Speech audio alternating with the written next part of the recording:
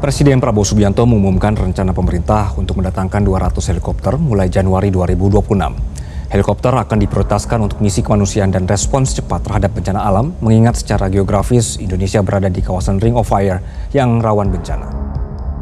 200 helikopter akhirnya tiba di Indonesia. Langit Nusantara mendadak dipenuhi suara baling-baling. Publik langsung geger. Sebagian mengira Indonesia sedang bersiap menghadapi perang besar. Sebagian lagi menyebut ini sebagai modernisasi militer terbesar dalam beberapa tahun terakhir. Bahkan di media sosial muncul spekulasi bahwa pemerintah diam-diam sedang membangun kekuatan udara baru dalam skala masif. Namun, benarkah 200 helikopter itu sudah benar-benar datang?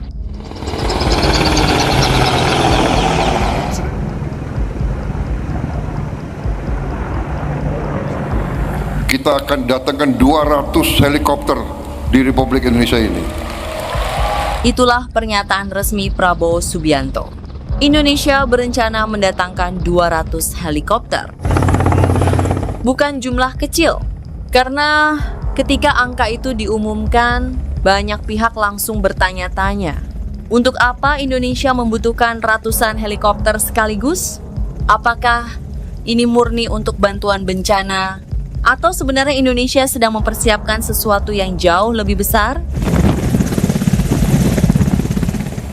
Bangsa kita berada dalam sesuatu yang disebut lingkaran api, the ring of fire.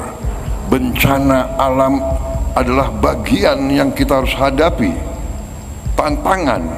Untuk itu kita harus siap menghadapi yang paling jelek pun keadaan, harus kita siap.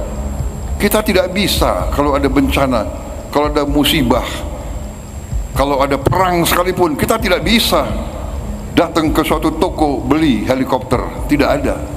Di tengah meningkatnya ketegangan kawasan Asia Pasifik, modernisasi militer negara-negara tetangga, dan ancaman konflik yang makin tidak menentu, 200 helikopter bukan lagi sekadar alat angkut biasa. Ini bisa menjadi tulang punggung mobilitas tempur, evakuasi cepat, distribusi logistik, hingga operasi militer lintas wilayah dalam waktu singkat.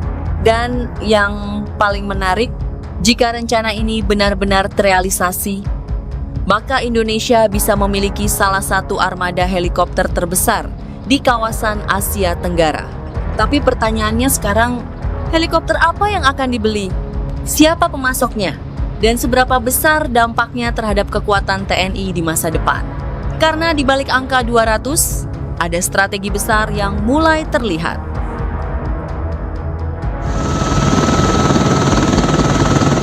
Tidak ada 200 helikopter yang mendarat sekaligus di Indonesia. Yang sebenarnya disampaikan Prabowo adalah rencana pengadaan sekitar 200 helikopter secara bertahap untuk beberapa tahun ke depan. Pengadaan ini disebut berkaitan dengan kebutuhan pertahanan, mobilitas nasional, hingga penanganan bencana. Jadi, bukan berarti saat ini Indonesia sudah menerima ratusan heli baru. Belum ada juga pengumuman resmi mengenai seluruh tipe helikopter, jumlah final, maupun jadwal kedatangannya. Jadi intinya, rencana 200 helikopter ini bukan sekadar angka besar. Ini tentang 3 hal utama: respons bencana lebih cepat, mobilitas militer yang lebih kuat, dan penguatan wilayah terpencil Indonesia.